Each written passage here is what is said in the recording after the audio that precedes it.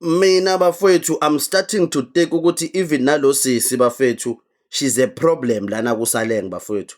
Yazi ukuthi she went to interview with uAndile and said a lot of nothing bafowethu. She said a lot of nothing. Zoyibeka nje kanjalo because she said a lot, but she said a lot of nothing. Namanje bafethu akekho umuntu onexuku ukuthi kwenzakalani kuSaleng.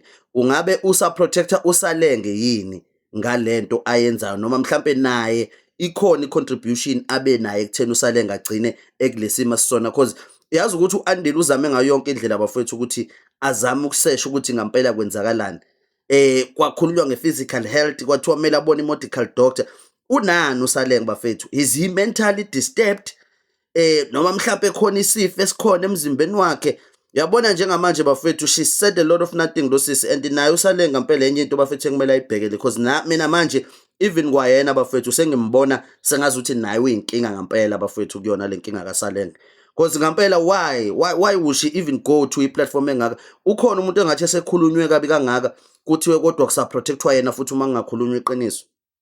Yini lena engakhulumeki bafethu? Because mina I don't get it. Yini lena engakhulumeki? Udepress uSalenge, unjani uSalenge? Because njengamanje siyabona ukuthi yabona even nanaye lento ayikhulumayo la, it proves ukuthi uSalenge is the problem. Yes, and ama team ushuthi omabili Pirates neSundowns bona bekho wrong. Ngeke bafethu yabona naye funeka ifakele inyathelo. Lo sisi naye bafethu, she's a problem ngempela bafethu kwi-career kaSalenge. Mina ngokwami bafethu, I'm not saying ukuthi but ngeke bafethu ngeke.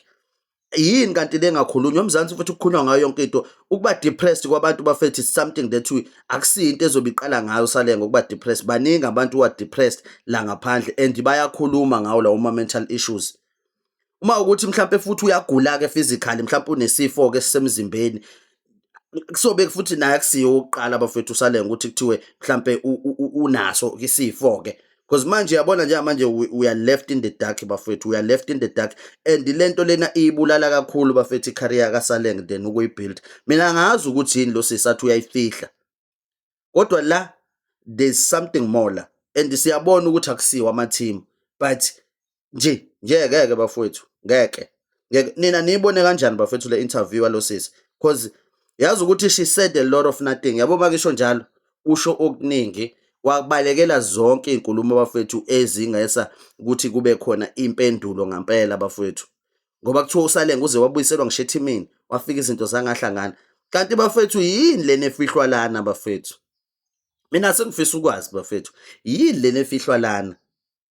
Kanti yena uSalenge usebhekene nezinkinga bafethu abantu abangabhekani nazo. Because manje sengifila sengazi ukuthi kushuthi uSalenge yena bafethu akanawo ama problem sonke sibhekana nawo as human beings. Because la noma yini bafethu iyakhulumeka. Angi-understand mina lo sisi bafethu, nami ngiyasho even kwayena yabo mina manje hayi sengimbona naye problem nabafethu. Sengimbona naye problem ngoba ngeke bafethu ngeke. Iyabulawa bafethu icareer kaSalenge, and njengamanje sonke sinikwa izinto zokuthi kuthiwe uyena oyibulalayo icareer yakhe. Akukhulunywa ngani? Kanti yini lengakhulunywa? Kufuneka ukuthi azazihenge mhlawumbe uSalenge ukuze kuthiwe ke hayi ube nenkinga ukuthi hayi ngeke bafethu. Angingadlalwa bafethu ngomkhuthuzi. Yabona la ngeke bafethu. Naye uSalenge sengimbone ngathi nawe uyi-victim la.